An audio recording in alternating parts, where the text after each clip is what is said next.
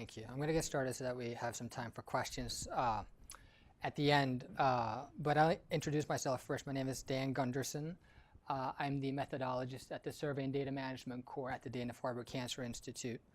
And what I do there is I help investigators who use our services to design survey studies, whether it's a data collection protocol or developing self-reported instruments, what we call in the medical field patient-reported outcomes instruments.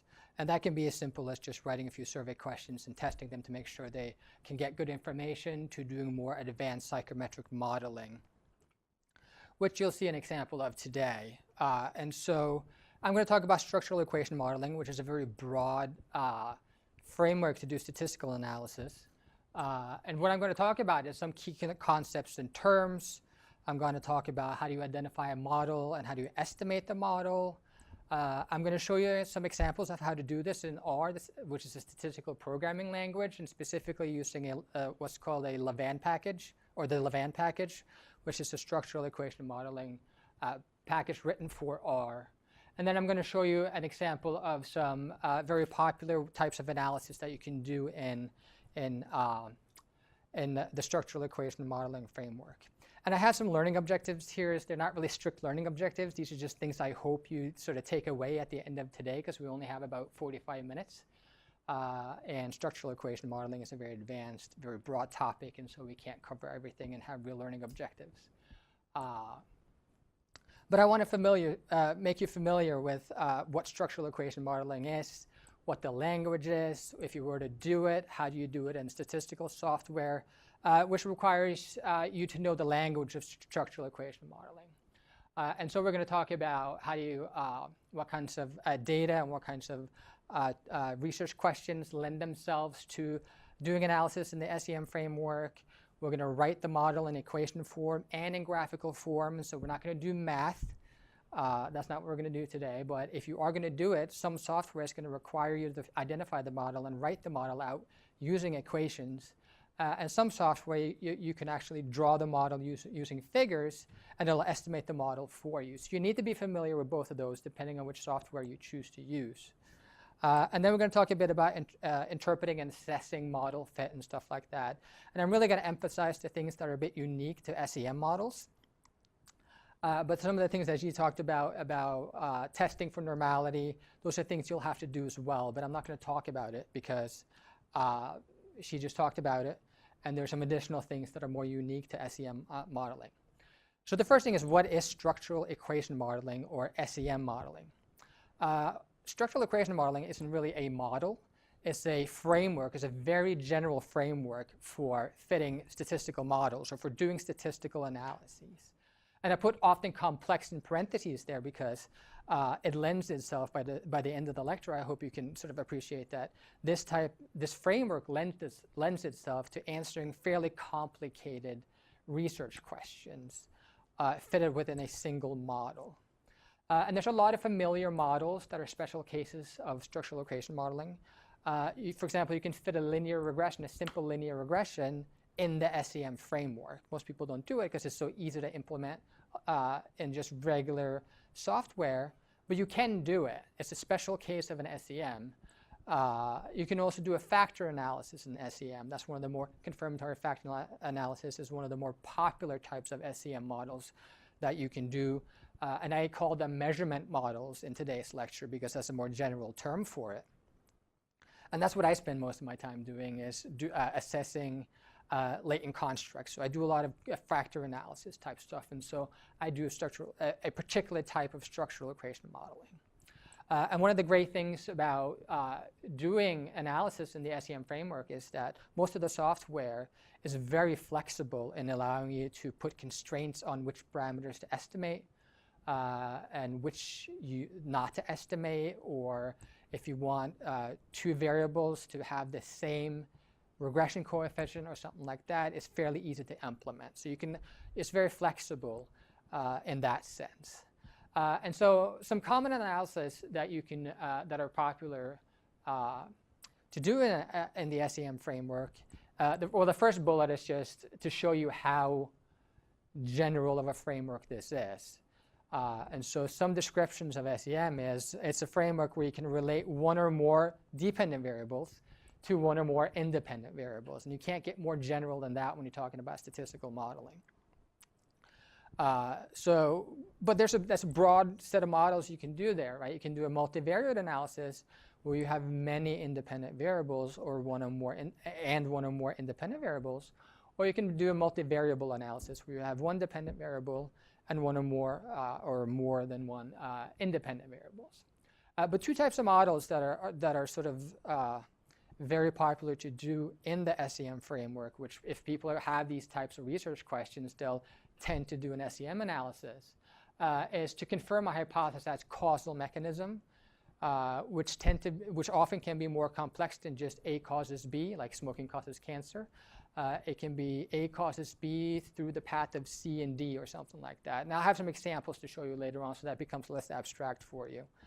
And the second one is confirming a latent variable measurement model, or if you have hypothesized that a set of variables that you've measured are manifestations of a theoretical construct or a construct that you can't directly observe, you can do a confirmatory factor analysis. And this SEM provides a framework for you to really test your model. Oops, wrong way. Okay, so there's some key concepts and some key terms that are commonly used, and I want to define them for you so they're not foreign to you the first time you read them. So we really have two types of models in the structural equation modeling framework. The first is a measurement model. That's what I just talked about, which can be a confirmatory factor analysis. That's when you're trying to estimate a latent construct or a theoretical construct that you can't directly observe from a set of variables that you can observe, that you believe are manifestations of that variable. And I have an example of that later too, so that's less abstract. And the second is the structural model, which really relates all the constructs of interest for you together. So like if you have one theoretical construct, say depression causes smoking or is related to smoking, for example, then those are the two, that's the structural model. A causes B or A is related to B. Mediation is the effect of an independent variable on a dependent variable operating through an intermediate variable. So A causes B through some third variable, C, for example. And I have an example of that, so you don't have to listen to me talk about letters.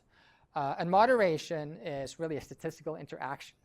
It's when an effect of an independent variable is different on a dependent variable is different depending on the level of some other variable.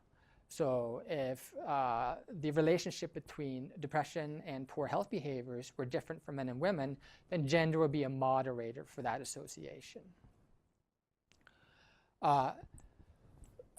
So this is a graphical presentation or a graphical written model for a measurement model. And I'm going to take a second. This is actually from a real study, although I simplified it so that it would display better on the slide.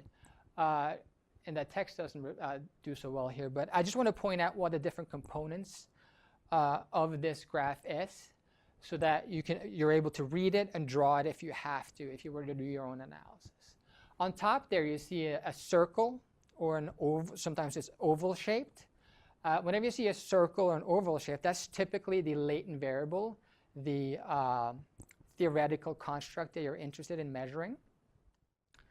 You see a number of, you see these squares at the bottom here. Whenever you see a square, that's typically a manifest variable, or what's sometimes called an indicator variable. Those are variables you actually can measure and that you took measurements on from your sample. So in this case, we're trying to measure, and you can't see the text up there because it's too small, and I apologize for that. We're trying to measure somebody's knowledge level of multi-gene panel testing for the risk of cancer. And you can't directly observe somebody's knowledge level of something, so that's a latent construct. It's a theoretical variable that we're trying to estimate. But we can create a bunch of questions, kind of like a quiz you take in class, that are manifest variables. And here I just labeled them. There's a question on inheritance, like can you inherit cancer? Treatment impact, if you know that you're at risk for cancer, does that impact your treatment? Yes or no? Discrimination, if you know that you're at risk for cancer because of a gene mutation, can that be used to discriminate against you? And then risk reduction, are there things you can do to reduce your risk of cancer? And depending on how somebody answered to those 4 knowledge questions that we're actually able to measure, we use that to estimate the latent variable. You can see unidirectional arrows from the latent construct, the circle, to the squares, the manifest variables. Whenever you see an arrow going from one variable to the other, and the direction of the arrow means one causes the other. So in this case, somebody's knowledge of multi-gene panel testing causes their responses to our actual questions. If somebody has very low knowledge, that causes them to get a lot of them wrong. If somebody has very high knowledge, that causes them to get a lot of these right. These little arrows that point, that sort of curve in on themselves, they go from one variable to the same variable. That indicates the variable's variance. When you fit a model, that would be residual variance. And this variable up, or this arrow right here, that's bidirectional, that goes between treatment impact and risk reduction. That just means that they covary. There's a correlation between those 2 variables, but we don't make any causal assumptions there. We're just estimating covariance or estimating a correlation or some association between those 2 variables, but we don't know which causes what. And in this case, since you see that there's arrows pointing to them, it will be a residual covariance, which we'll talk about more later. Yes, please. So when you say latent variable, do you mean like the dependent variable, like independent and dependent? That's a great question. I was going to talk about that on the next slide, but we'll talk about it here too, because it's important to be able to identify that here. So in this case, a latent variable is your independent variable, which can be confusing in a measurement model because you're using your dependent variable to infer somebody's level on the independent variables, which is just reverse of what you're used to thinking about, right? And that's why measurement models can tend to be a little bit foreign to people and a bit complex to read about and talk about. But once you get into it, it becomes more intuitive. And I think towards the end of the class, when we have more complicated models, you'll see how it all fits together. So in this case, the independent variable is somebody's knowledge level, and the dependent variables in the measurement models are these 4 knowledge questions that we measured from them. So this is general mathematical notation for a measurement model, like the one you just saw. I have a more concrete example on the next slides. But what I want you to appreciate here, or what I want you to sort of get from this, is one, it's a very familiar equation. So if you just look at the first one, it looks exactly like a multiple linear regression, right? Except we use different notation. We use different symbols to indicate the different things. So in this case, I used y to indicate the manifest variable. So here in the equation form, you clearly see that that's the dependent variable, right? V here is an intercept.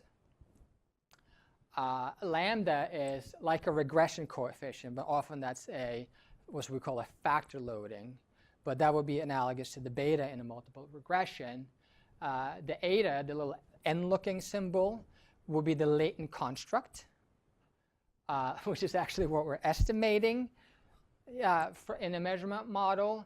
And then the dot, dot, dot just means you can have more than one latent construct determining what you observe in the manifest variables.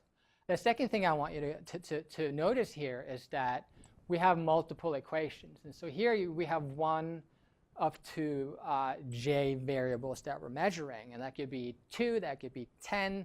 In this study, it was 25 variables. So we have 25 dependent variables. We have 25 equations.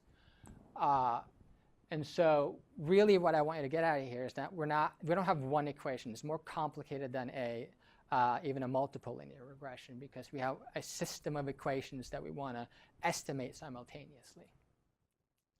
And I used y and v and theta, but depending on what software you use and what textbook you read, they can use different notations. Some people use x, which I don't like to use because x is most commonly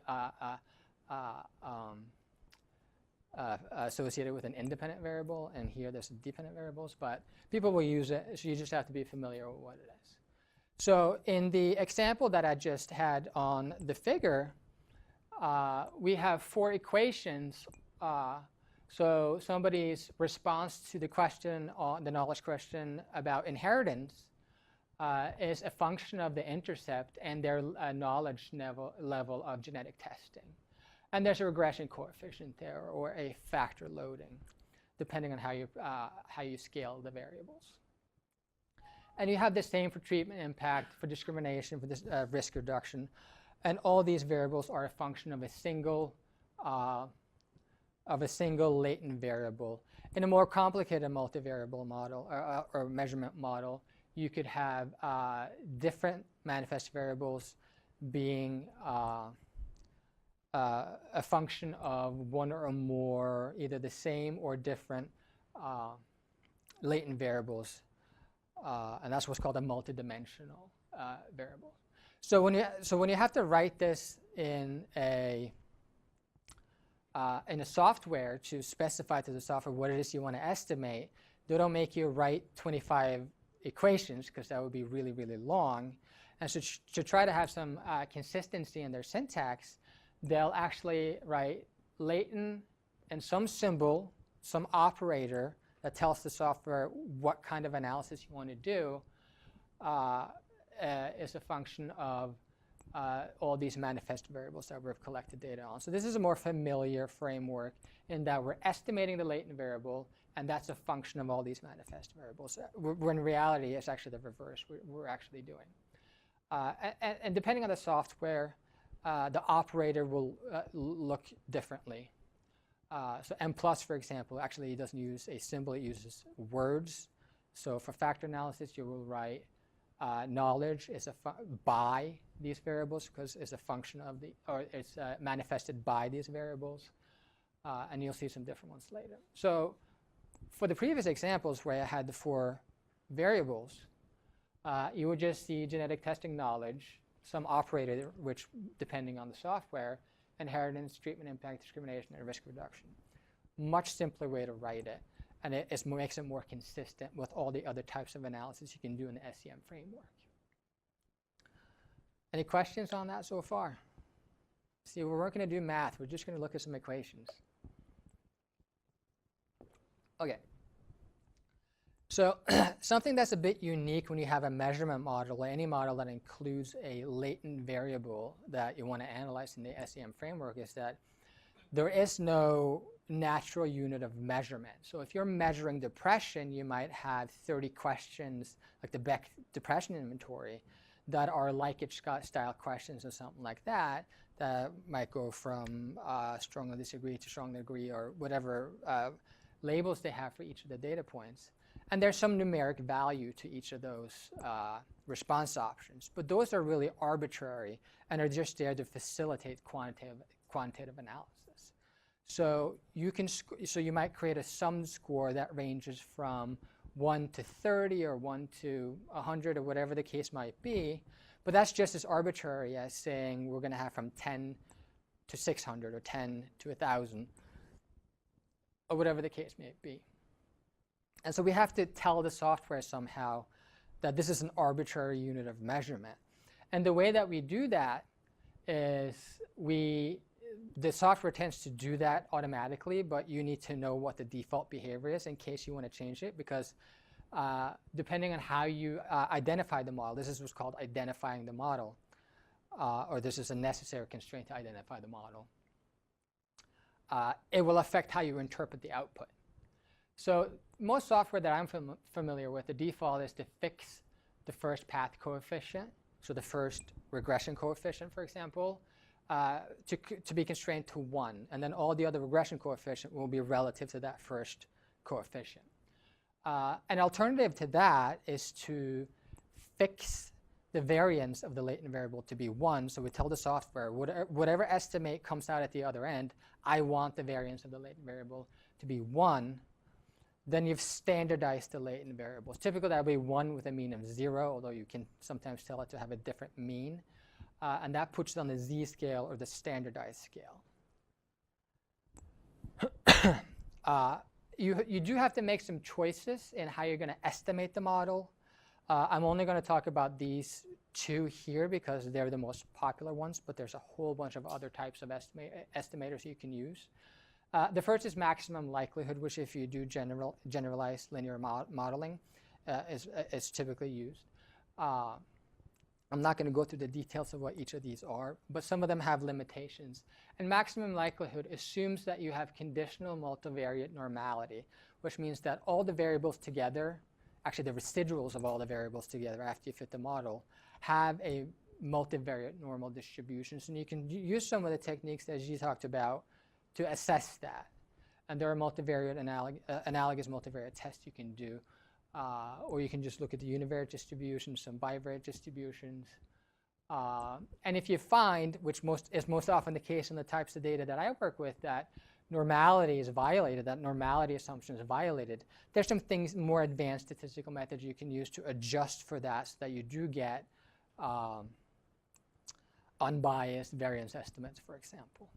And there's, depending on the software, the default might be to provide you what's called Satora-Bentler adjustments, adjust the chi-square value for the model, or you can get what's called robust or sandwich estimators of the standard errors. It just makes an adjustment for the amount of non-normality so that you do get unbiased statistical tests. The other one, other estimator I'm going to talk about is what's called the asymptotic distribution free. That name is mostly associated with continuous variables. For categorical variables, it's usually called weighted least squares. Weighted least squares is very similar to an ordinary least squares regression, but it doesn't seek to minimize the difference between the predicted value and the observed value for each individual data point. It seeks to minimize the difference between the observed value and the predicted value for each pair of correlation. So across the entire correlation matrix or covariance matrix, it tries to minimize the deviation in there. But the weighted part, the weighted part here is that it implements a weighting algorithm to adjust for the degree of non-normality in your data, which can be pretty complicated. But one of the limitations of weighted least squares is that it's very computationally demanding if you have a large model with lots and lots of variables, because it has to inverse the variance of the covariance matrix, which tends to be very large. And so as an alternative, there's a few alternatives that have been developed, and one of the popular ones is what's called diagonally, which I misspelled, unfortunately, I apologize, weighted least squares, which is the same concept, but it uses a smaller weighting matrix. So it requires less computational power if you have very complicated models. And I'm not going to talk too much about, so which is the appropriate one to use depends on a lot of factors. And there's been a lot of simulation studies out there, or there's been a good amount of simulation studies out there that you can access to make your decision. But the simulation studies have shown that diagonally weighted least squares tends to work pretty well in that it produces unbiased point and variance estimates. If you have relatively small samples, I've heard numbers like 200, which often is large samples depending on what area of research you're in, and not too complicated of a model. Weighted least squares with some various adjustments for the degree of non-normality works well in large samples, but does not work well in smaller samples. And maximum likelihood, if you have normality, works pretty good in large samples. And relatively large samples you can get, and I'm using very general terms here because it depends on how complicated your model is. The number of samples you need to be able to, what constitutes large and small. It tends to produce unbiased point estimates, but the variance estimates can be affected. So just like you do for a linear regression or any type of regression, like a logistic regression, you want to assess how well your model fits the data. Because if you have a model that doesn't fit your data very well, then what does that tell you about the population if it doesn't even fit the data. And there's a lot of what's called global fit indexes or fit statistics that you can use in structural equation modeling. I'm going to talk about the 4 most popular ones, but there's a whole bunch out there if you just Google it. In fact, if you Google David Kenny and SEM, he's a quantitative psychologist at the University of Connecticut. He has a great web page that actually discusses the various ones, what the limitations are, which ones are no longer in use for various reasons. I'm partial to it because I was a student of his when I was at UConn, so. But it is a really good website. So the first one here, and I'm not going to talk about the details here, I just want you to get the concept of what these various ones are measuring, is what's called the chi-square model goodness of fit. It compares the model that you estimate against what's called a saturated model, or sometimes a just identified models. A saturated model is when every possible parameter that you could estimate or estimated by the data is most of the time, at least if you're in a measurement model, it's not a very useful model, but it's the best fitting model you can fit to your data, and it wouldn't generalize very well most of the time.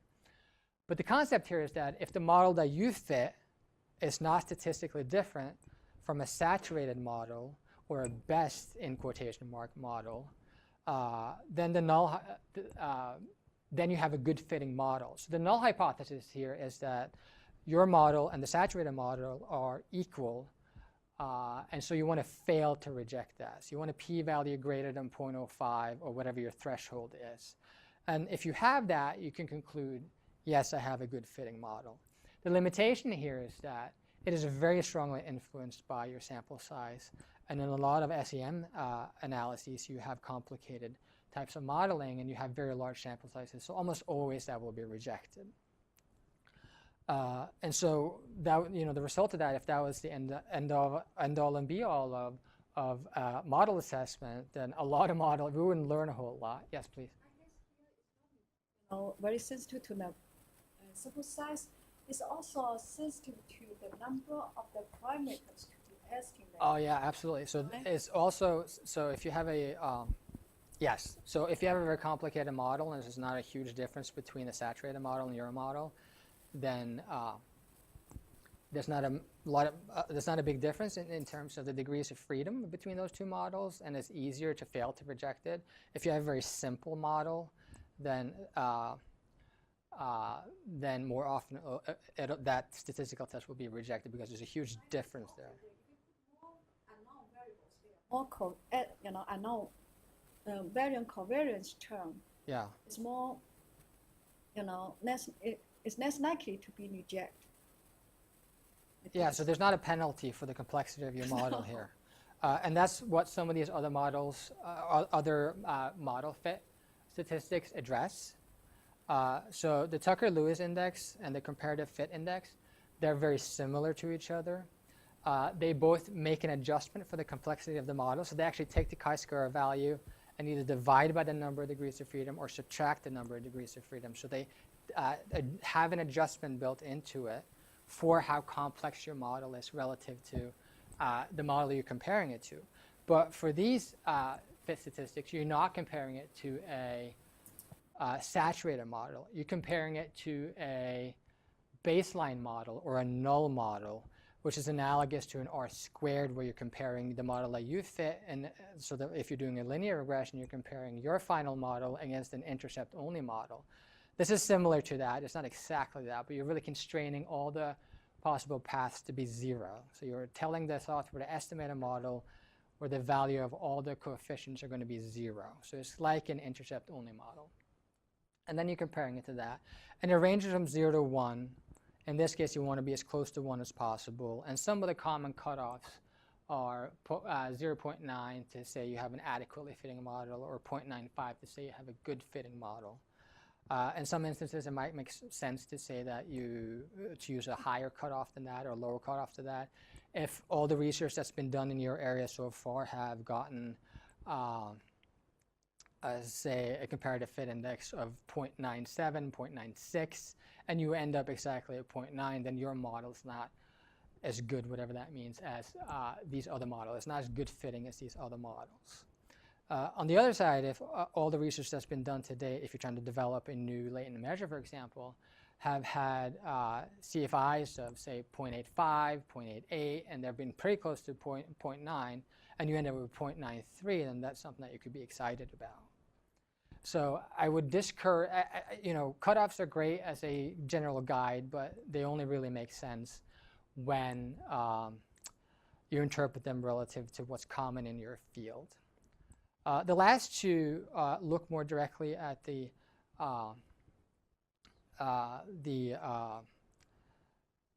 so the standardized root mean squared residual is a standardized difference between the observed and what's called the model implied correlations or covariances. Model implied here is predicted.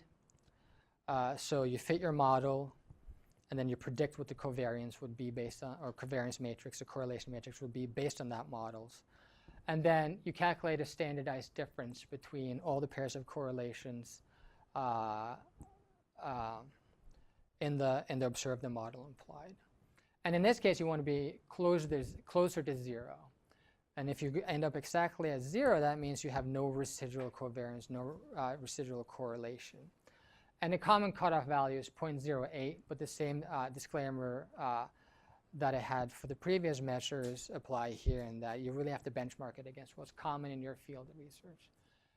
And the last one is actually probably one of the more popular ones. It's the root mean square error of approximation. And the reason that this is a very popular one is because you can do a statistical test on it or against some cutoff value. And it really compares your data against some hypothesis, alternative hypothesis. And so it tends to track the root mean square residual fairly well, but it's not exactly the same, at least in the data that I work in. And 0 indicates perfect fit. You want to be closer to 0.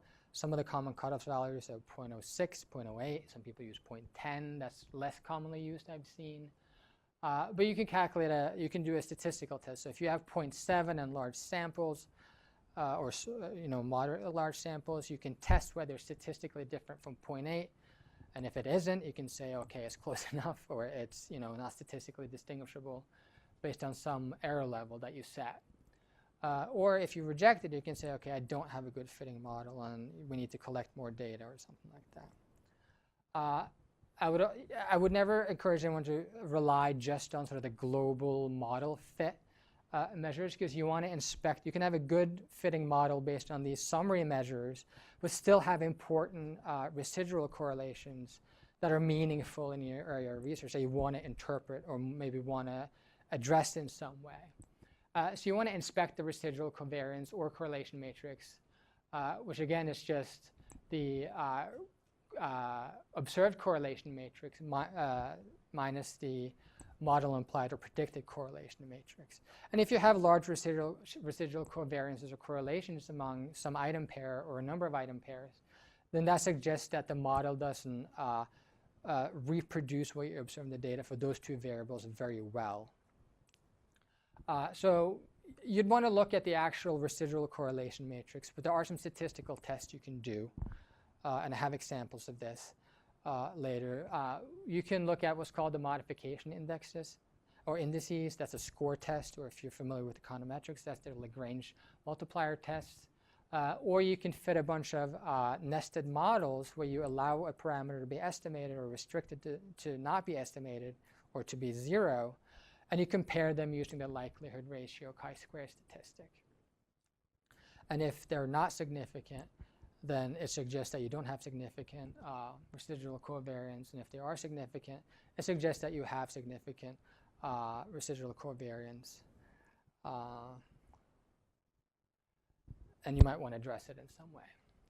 So I'm going to switch back to some examples using R, but first I want to talk a bit about what R is and sort of how it works.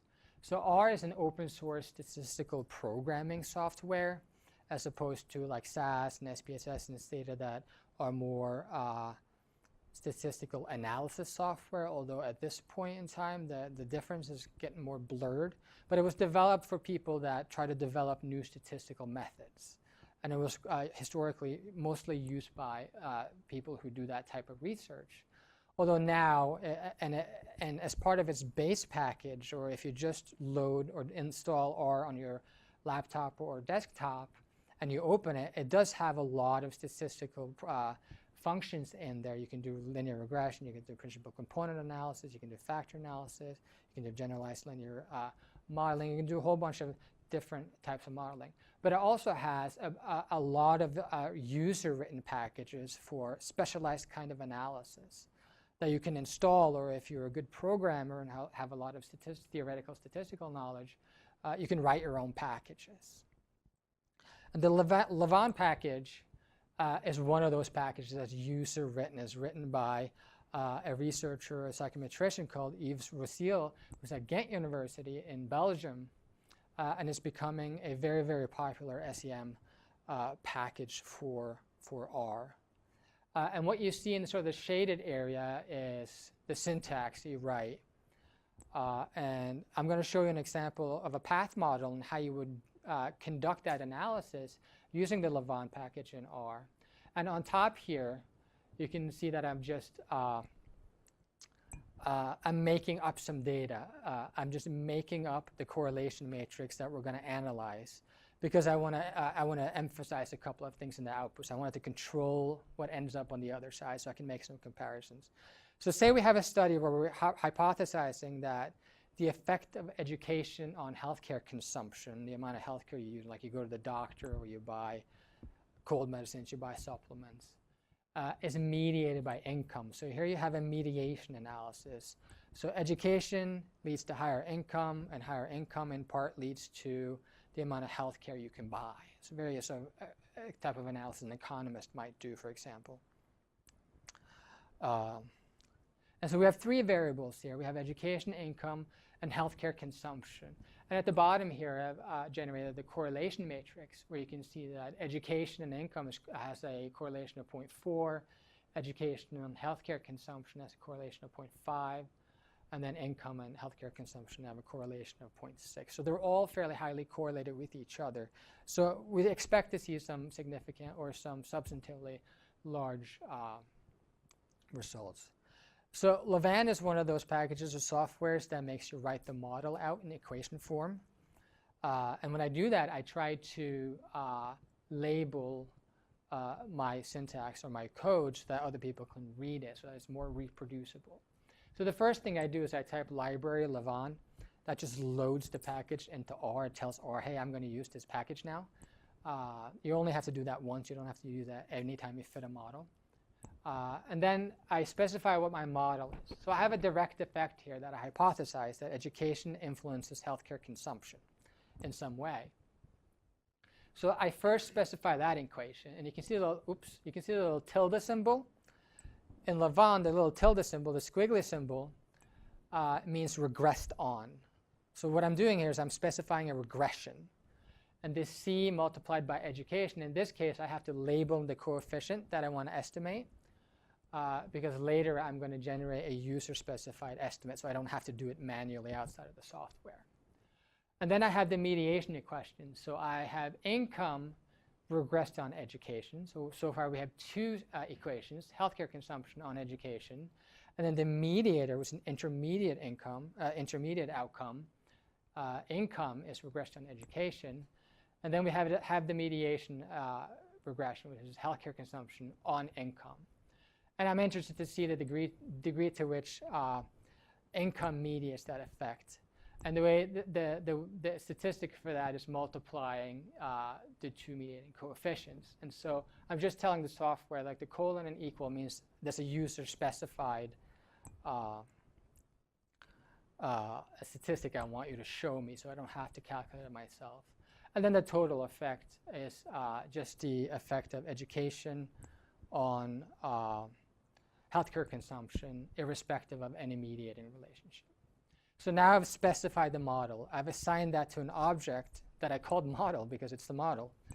And now I want to actually estimate the model. So I'm using a function called SEM for structural equation modeling. I specify what the model is. So the first argument to the function is SEM. In this case, I'm analyzing the correlation matrix directly. So I'm telling telling the software to access the correlation matrix. So they say sample.cov. It doesn't distinguish between correlation and covariance. So you can use the COV stands for covariance. You can use that argument for correlation matrices. So the number of observations here is 551.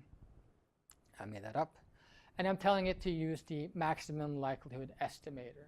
So I'm assuming a normal distribution or that it's not affected by it, which probably is not the case. So there's two things I want you to see here. The first thing is, well, there's a few things that I want you to see here. On top here, you see minimum function test statistic. That's the chi-square statistic. That's 0 in this case. So what we have is a saturated model. In this case, it's a path model. We don't have any latent variables. That's OK. That's OK to have in this case. If you had any latent variables in this model, you'd not want to see that. And down here is the output, which is basically like a regression output. In this case, since the input that I had the software access was a correlation matrix, these are standardized regression coefficients. So the relationship between healthcare consumption and education after controlling for income is 0.31. The regression of income on education is 0.4. I'm sorry, income on education is 0.4. Healthcare consumption on income is 0.476. These are in standard deviation units.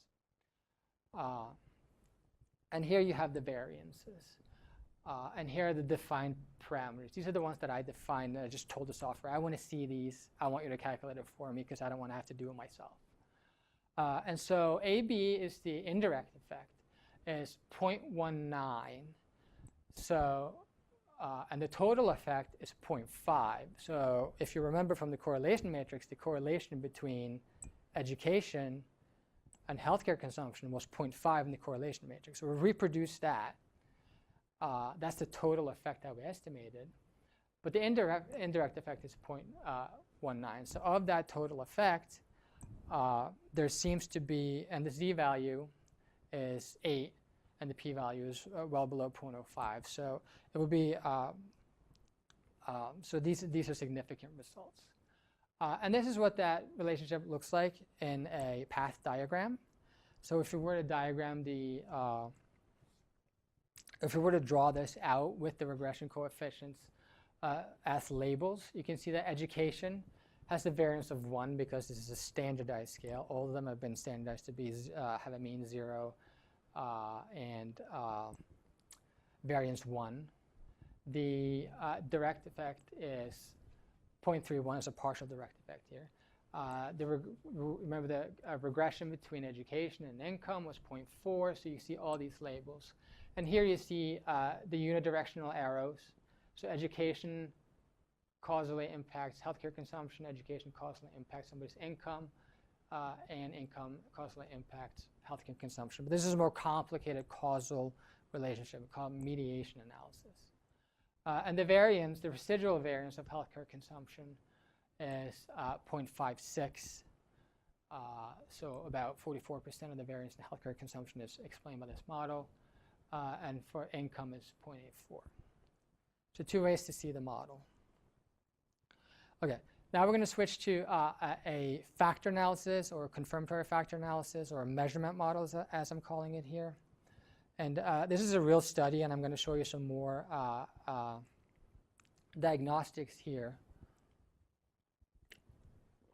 So again, I'm telling R to load the lavaan package, and I'm writing out the model. So the hypothesis here is that we have a unidimensional knowledge construct for multi-panel gene testing, and that somebody's level of knowledge in this area determines the responses we see to the quiz we gave them. And so the model is written fairly simply. I'm just calling the latent variable gen testing knowledge. And then you see the equal sign with the tilde. You can read, that's the operator for a latent variable. You can read that as genetic testing of knowledge is manifested by, and then these variables. There's actually 25 variables in the data set to make it more display better for the slides. I just picked a few of them. And then I fit the model. In this case, I'm calling the CFA function, which stands for confirmatory factor analysis. And I'm assigning all the results to an object called CFA fit.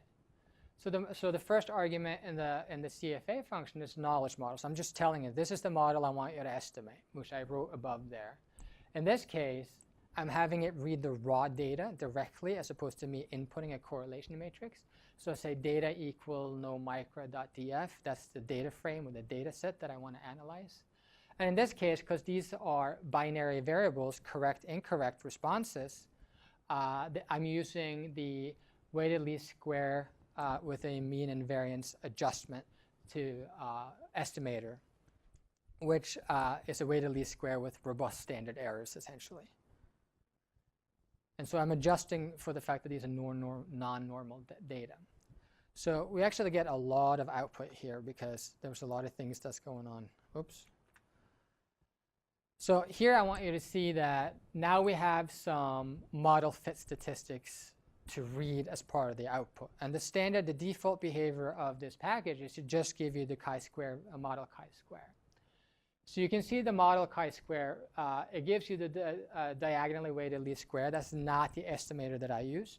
I used weighted least square with mean and variance adjustment, which is under the robust column. And so we have a chi-square value of 49 with 20 degrees of freedom. And that gives me a p-value of 0.00. Where you see the scaling correction factor and shift parameters, the statistics you can use to compare to other software that might scale it differently, but will produce equivalent p-values, at least in large samples. And down here we have the sort of model output, the parameters that we estimated. And so the first thing I want you to see here is that the coefficient for the first question, which is just labeled knowledge 1 or no one factor, is fixed at 1. So the default behavior here was just to fix it at 1. And so now I have to interpret all the other variables relative to that. And so we're not going to spend a lot of time interpreting it, but so the intercepts are all 0 here because we have categorical variables. So they're not that much interest, except for the actual latent factor, which is also fixed at 0. The thresholds, if you're familiar with logistic regression, or in this case, this would be analogous to a probit regression. These are thresholds that would, let's see.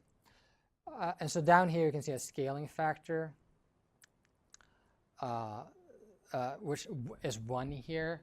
That tells you that the correlation matrix that they estimated was based on what's called the tetrachoric correlation coefficient or the polychoric correlation matrix.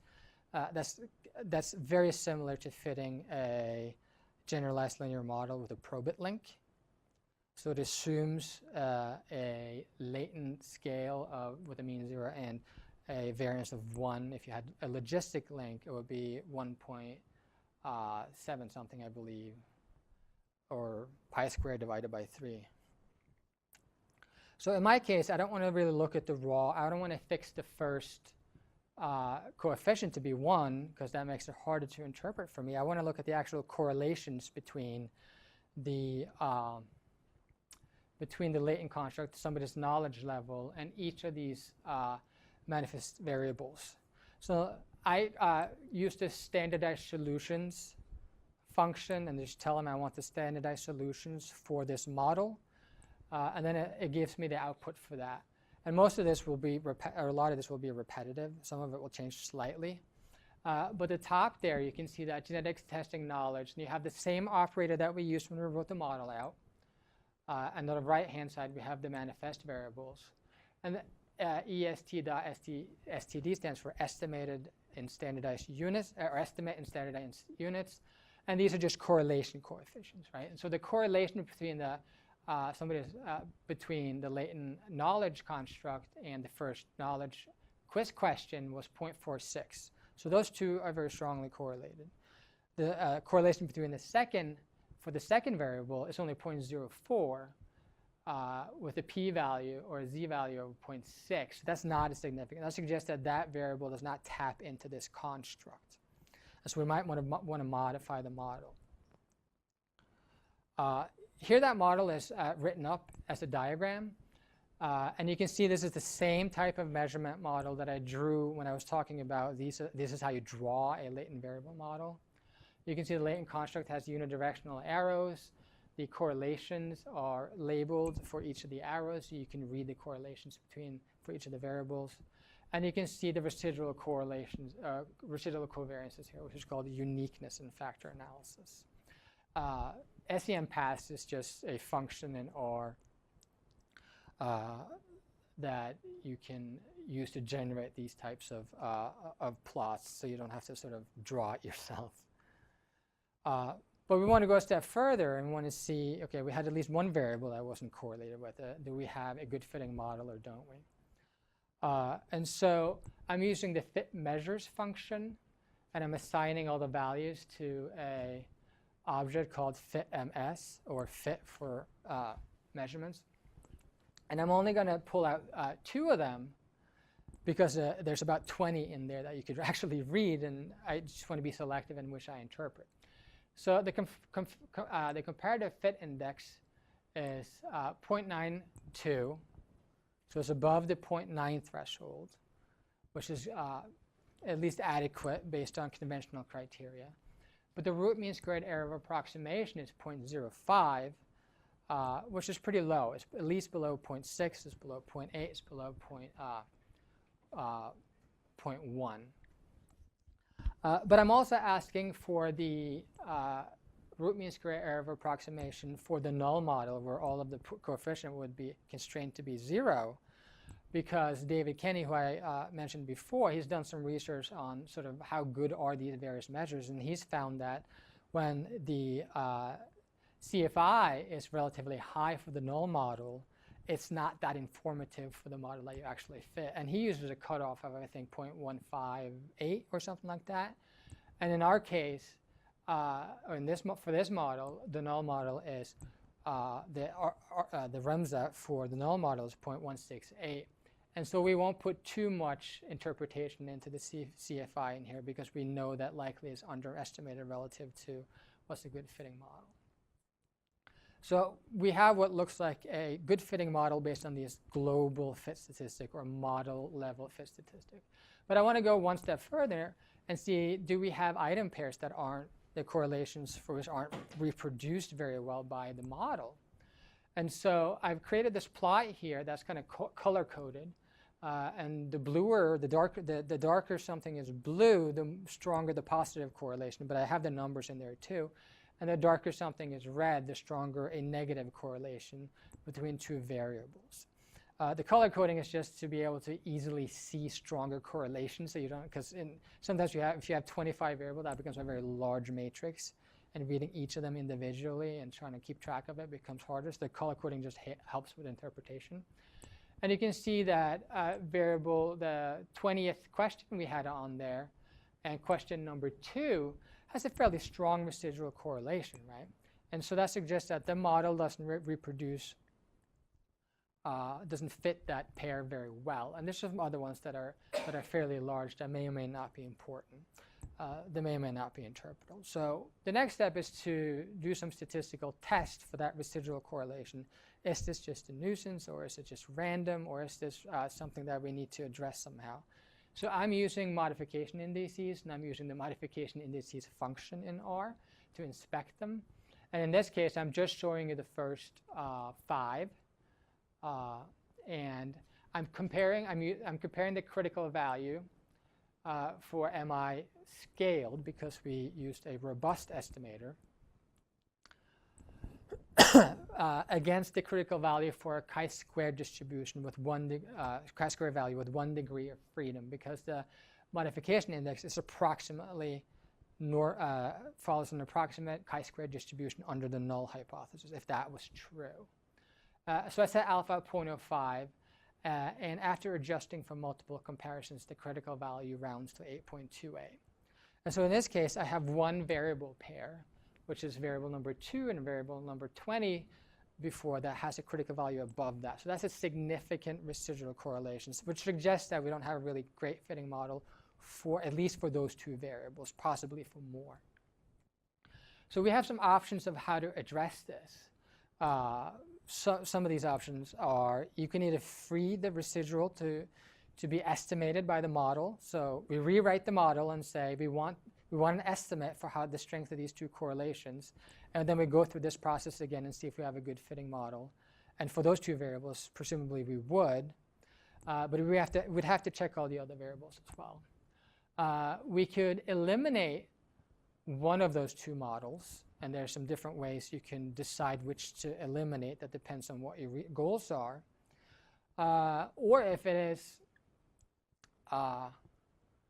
or if both of these variables are absolutely crucial for your model, you can just leave it and say, okay, the model is not perfect, but these two variables are really important, so we're going to interpret them with some caution.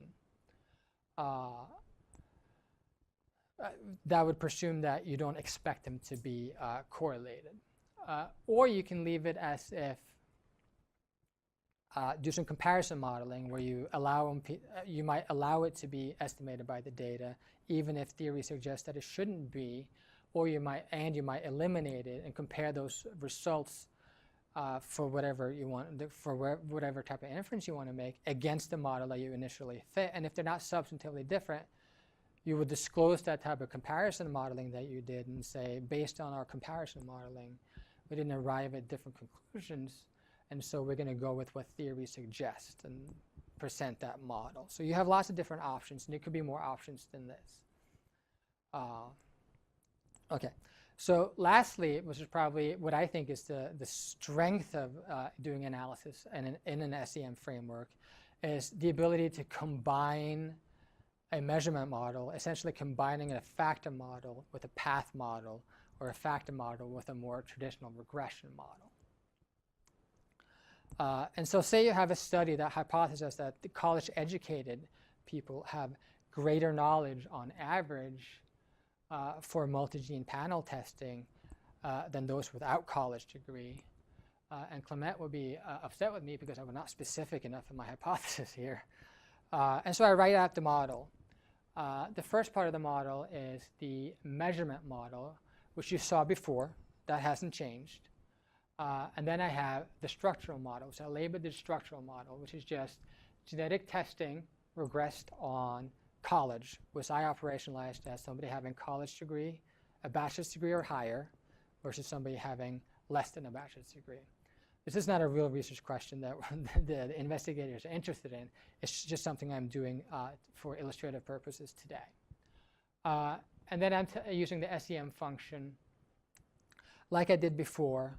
I'm specifying what object is the model. I'm reading the data, the raw data set directly. And in this case, since we have a measurement model that is contained of categorical or binary variable, and the structural model has a continuous latent construct, but a dichotomous dependent variable, I'm using the weighted least square with an adjustment for non-normality.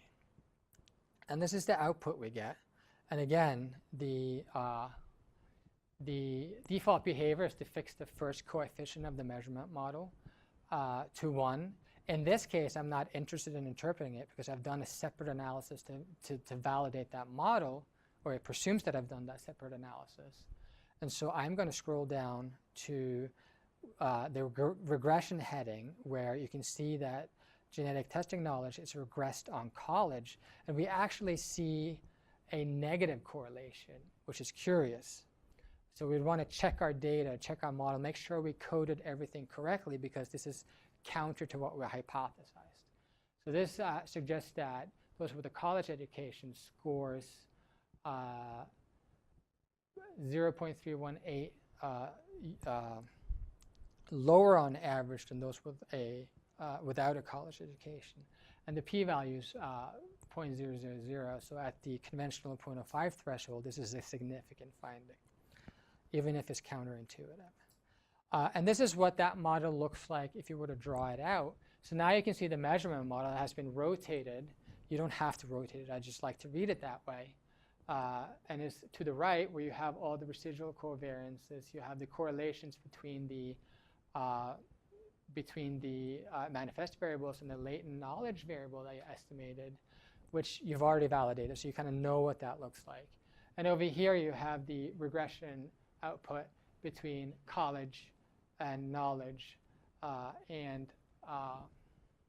which is -0.3, and with a residual variance of 0.91 for, let me go back one step, for somebody's knowledge level.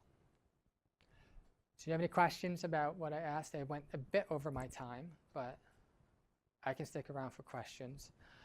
If you don't have any, I added a bunch of resources that you might want to look into. If you're interested in using R, that's the web pages. RStudio is a very helpful IDE, an integrated development environment, which is kind of like a GUI type system. Oh, it's not a GUI, but it's a software that allows you to access R in a very structured way. There's a web page for the lavaan package. It's one of the, it's published sort of as validation in this article. So if you like to read about statistical software, you can access it. It's pretty dense. If you like measurement models, this textbook is very good. It's by a BU professor, confirmatory factor analysis for applied research. And here's a list of resources for structural equation modeling more generally. LISREL, M+, EQS Stata, SAS, and AMOS are all softwares that you can use, and they all have their strengths and weaknesses. M+ at this point is probably the most popular one. I've used it quite a bit, but it's very expensive, and so I've kind of changed over to R because it's free. But M+ and Stata have very instructive reference manuals where they'll take you through examples in a very sort of non-technical way, which I think is great. And you can access the technical documentation as well. And the website for lavaan has really good examples if you're interested in learning that package. All right, any questions? No questions? Okay.